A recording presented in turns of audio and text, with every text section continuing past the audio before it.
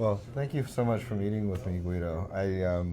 I still treasure the first time I think I met you, which was in Geneva at an Italian restaurant. Fernanda was nice enough to let me come to a dinner, and I got to sit across from you, I think the night before you're going to give your presentation about your concept of the Toric for Parmigiani. I remember, yes. Yeah, but since that time, I've learned more about you, read about you, learned about your years at Bvlgari.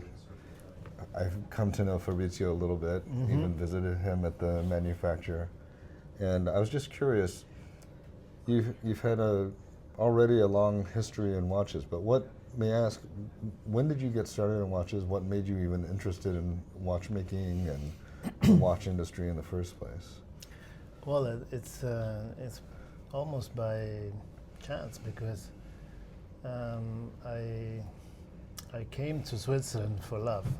My girlfriend was living at the time in Switzerland, and oh wow! How did you meet her? Oh, She's living in Switzerland. You met her. You're Italian, yes? Yes. Well, we had met in Milano, but we were not together, and then we got together. But she was already in Switzerland, and then she became my wife. And so this is how old were you? You're in your 20s? 31. 31. It was the year 2000, and the first who would have found a job would have moved. Luckily, it was me, and I joined Bvlgari in the marketing department and as a product manager. And then I got to know the watch industry through this beautiful outsider brand, because it's not a watchmaker as an origin.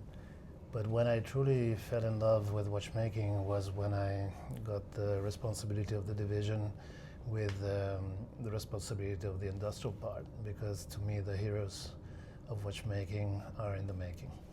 Ah, so interesting. So you started more in the marketing side, or what part of the what? Because you were always Bvlgari. You were in Switzerland with Bvlgari, sure. So you were always part of the watch part of the Bvlgari. It's in the watch division, and I moved up the ranks in 9 years, and then in 2009 Francesco Trapani and Alessandro Bogliolo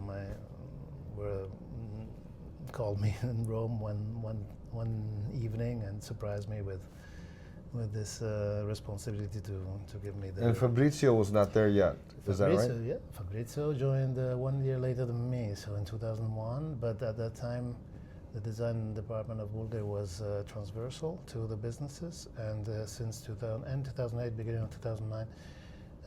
I was the first head of a division to have the design in the organization of the division, and this to me was a big step change in the culture of the watchmaking in Bvlgari. And tell me a little bit about that change in culture. So you already had, I don't know, now I only know Bvlgari today, and you already have the iconic, we talked about iconic watches. You had the Octo Finissimo, but there was the Octo Roma already. No. Oh no? The Octo Roma didn't exist. What was the? No. The Octo came in from the Genta right, Gerald Genta.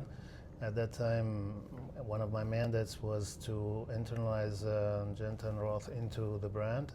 In reality, it was the know-how of these two brands that was phenomenal, and the brand Bvlgari was also phenomenal. So Trapani and Bogliolo decided to merge the best that we had in doing watches under the brand name, the brand Bvlgari, and the Octo was already in the Genta family, but not the Finissimo. So I chose the Finissimo, the ultra thin, as the tool to provide to a brand a watchmaking legitimacy that needed to be built. And around the ultra thin watches at that time were basically formal watches rooted in the 50s and 60s in terms of aesthetics, and we brought the ultra thin watches into the 21st century. Really interesting. And then when did you join Parmigiani exactly? In the January 2021. I see. So that was a different choice.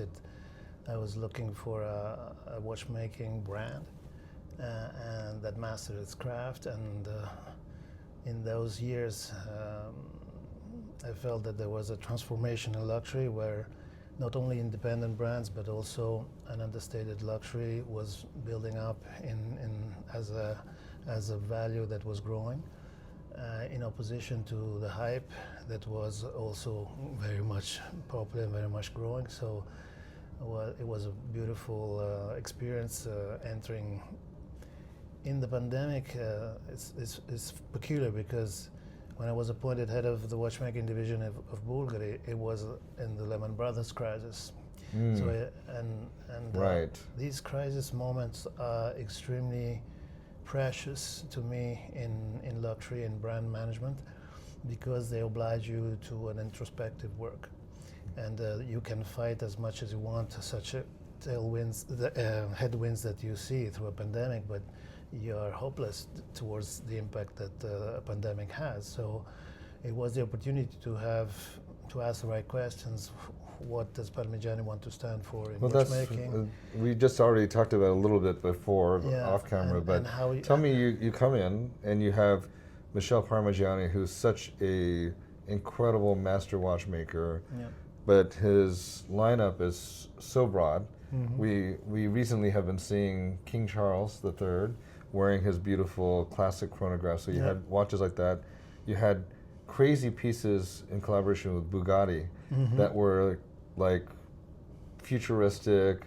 Then you had his Torics. I mean, it was just all sorts of different things. And you come in and you're saying, how am I gonna put this together? Well, the objective was to clarify the brand and take it back to its root. It happens to people to get lost. It happens also sometimes to brands. Michel was a bit aside of the brand for over a decade, and what I felt was a lack of direction. So there was not a star product. There was not something that was... Right, you didn't just say Parmigiani is this. No, I think Parmigiani, in the back of the mind of a connoisseur, was a very prestigious brand. I'm talking about 2021. Yeah, they won multiple PhD awards. Yeah, but beyond that, I think what Michel was able to do at the early days was to assess in a very short amount of time a very high-end image. And this he did through his knowledge. Yeah. Michel, before making his watches, restored the whole industry. So you understand through its restoration, and then when you want to create your brand, you put all that knowledge into a mission that he had, and it was the end of the quartz crisis. So the knowledge of watchmaking wasn't as it is today, and Michel really wanted to state what a true crafted mechanical watch should be about. His mentor was Breguet, and this was before Hayek-Sina relaunched Breguet as a brand. You can see similarities in Daniel Roth, for instance, that also Daniel Roth was a big fan of Breguet, and the etymology of that aesthetics is quite close. But you see it also in other brands that are independents who are willing to express that classicism now into the watchmaking. But Michel was never about replicating the past. Michel was always about using his knowledge that he acquired through restoration, which is monumental, to move forward and to think forward, because luxury has always been about evolving excellence. It's only when it became such a big business that brands understood that it's easier to replicate your past and to build on the archives. But every watch that is in today's archive of whatever brand, at a certain point, it was born as a novelty. So what is interesting for Michel, and what is interesting also for Parmigiani, that has to express his values, how do you build the archives of the future? No? What are you doing to try to be relevant, to move the needle aesthetically and technically? And that's what we're trying to do in his name, respecting the discretion that he has, because when you're a restorer, you're working on somebody else's work, and that is the etymology of the non-ostentatiousness of our brand. No? So you're serving a customer which is extremely knowledgeable, but not a watch geek, somebody who knows what the value of luxury is about, through ideas, through craft, through being sophisticated, when sophisticated means not a first degree of understanding. No? Well, it's interesting, when you started, you decided to focus initially on the sports watch, essentially. A sport chic watch, The yes, Tonda. because of the fact that in choosing on which horse to bet, the Tonda GT, that is a bit the predecessor of the Tonda PF,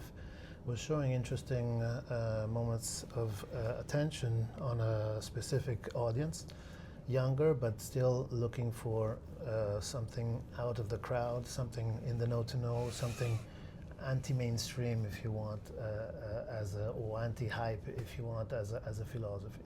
And May I share that when you first launched, with you're in charge of the Tonda PF line, I was a little confused, honestly, because it's a sports watch, but it's quite an elevated sports watch. Of course.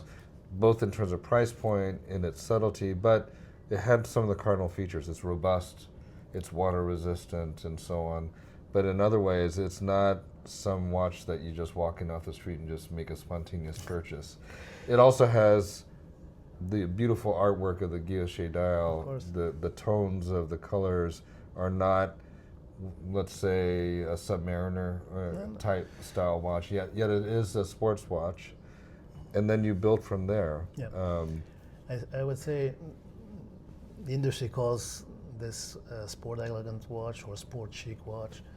I would say that the Tonda PF is more chic than sport, but still it's a sport watch. Still it's a versatile watch. So Yeah. it's something that you have to wear with nonchalance, and it's very suitable for many outfits. I motorbike with my Tonda PF, so it's robust. Well, that leads me to another thing. So if the dinner that you reintroduced the Toric, Yep. and you gave a whole lecture about your concept of what the modern well-dressed man is looking for, as opposed to, say, a previous generation of gentlemen. So can you share a little bit your thoughts and what guided you in terms of the reintroduction of the Toric? Well, again, it's about the why of things. No, if you're launching a watch, you have to say something. You have to have something to say. It's not a commercial exercise. If you want to build luxury, you have to be relevant.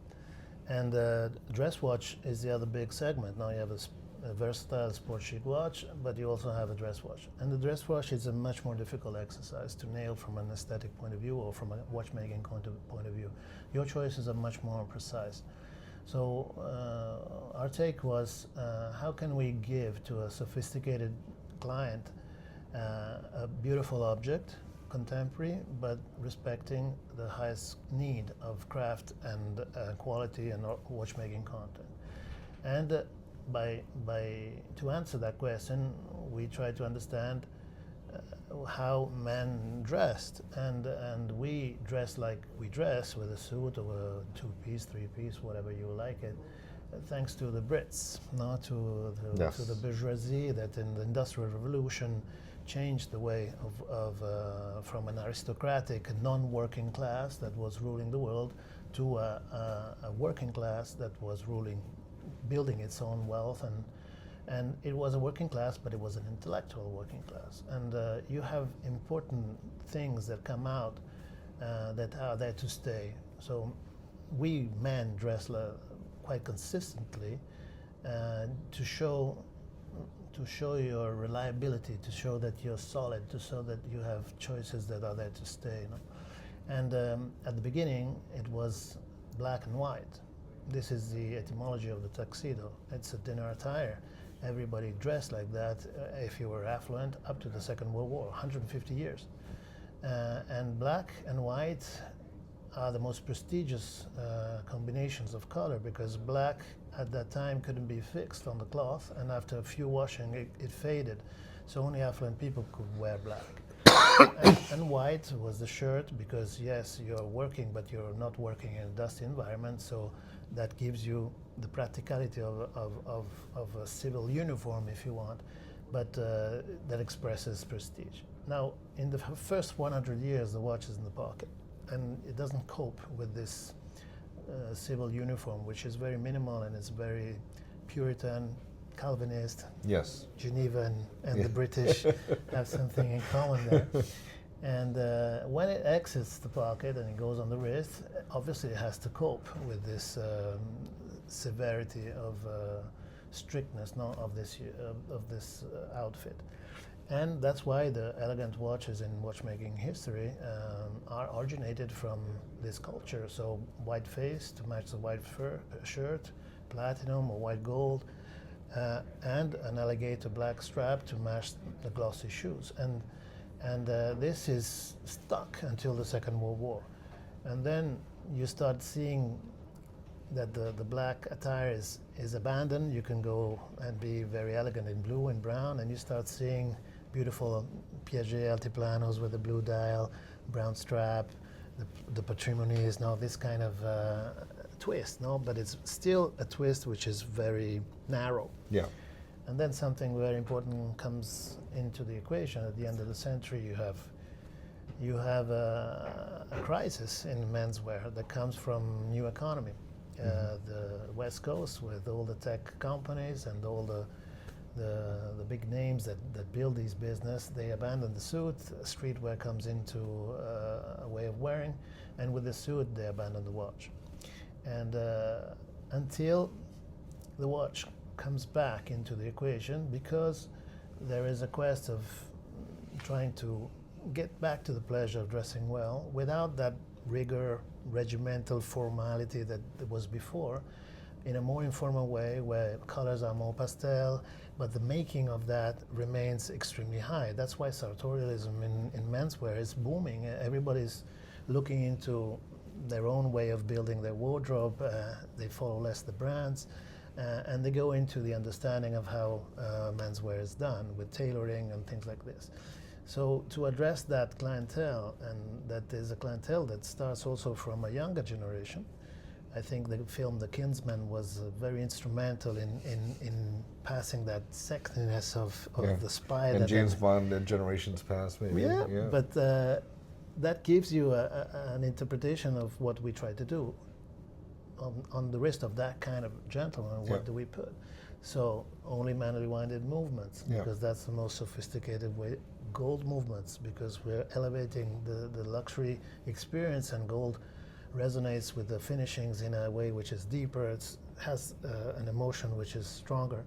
Gold dials, colors that are in the palette of Parmigiani, very gentle, very subtle, not at the first degree of never flashy, never loud. Artisan finishing, handmade dial finishing, the grené-main is extraordinarily interesting because it's not an industrial technique, and you have that imperfection of the gesture, no, and that makes it become very lively, up to details like the stitching of a strap. I remember the softness of the straps. The softness of the strap, playing with the stitching as a little reference to masculine vanity, without being in your face. People won't even notice, but it doesn't matter. It's there. So that's how we addressed our dress watch. First with the Petit Seconde, then with the perpetual calendar, because you start designing with the functions, and the function have to be following that simplicity, purity of idea, being extremely readable, being extremely easy to read, but second degree of information, you always has to repair the hour and minute hands. So everything has a reason why it's like that. The other thing, if I may, the other thing I'm curious about, we talked about is, you launched the GMT Rattrapante, which at the time I didn't fully appreciate. Okay. But in terms of, the GMT function, yes, it's a nice hidden hand, but you point out that the real innovation was the Rattrapante, which led to a trilogy. So can you take us through that a little bit? Well, I joined the company on the 26th of January, and the 29th of January we had this meeting because we were in the urgency of deciding what to become in terms of offer, and it couldn't be just an aesthetic that we were redesigning. It had to be also innovative, because Parmigiani is a very important watchmaker, so the technical part has to accompany the brand building. And I was looking for a traveler watch. Everybody wanted to go back traveling, and I wanted a watch that was not showy, that was not, you're not bragging when you're at home that you're a traveler, but when you do travel, you want a wonderful experience. And by saying the sentence, I don't want that when I have to change my time zone, the minute hand shouldn't be affected. So a pusher had to be, a dual timer had to be the way. And then by saying, and when I want to go home, I want to be home immediately, no? And that gave the intuition to use the rattrapante function, which is never been used outside the chronograph for 195 years from its patent, and to apply it to a traveler hand. And this gives you an intuitive way of having a GMT. It appears when you need it, it disappears when you don't need it, and that is a theme that we built on with the second introduction, which was the minute rattrapante, which is interpreting a scuba rotating bezel through the movement and allows you to master your time in whatever you're doing. So whether you're invoicing as a lawyer, I found out the lawyers invoice every 6 minutes, so that's one push at 8 o'clock and one push at 10 o'clock, and or you can use it with every reason. And the last was this year was the best possible imagination you can have to hide a chronograph under two hands and create the chronograph mystérieux, which was the most difficult development. Yeah, I think for a lot of people, a lot of my watch friends, that was the favorite release of Watches of Wonder. So thank you. Congratulations. Thank you.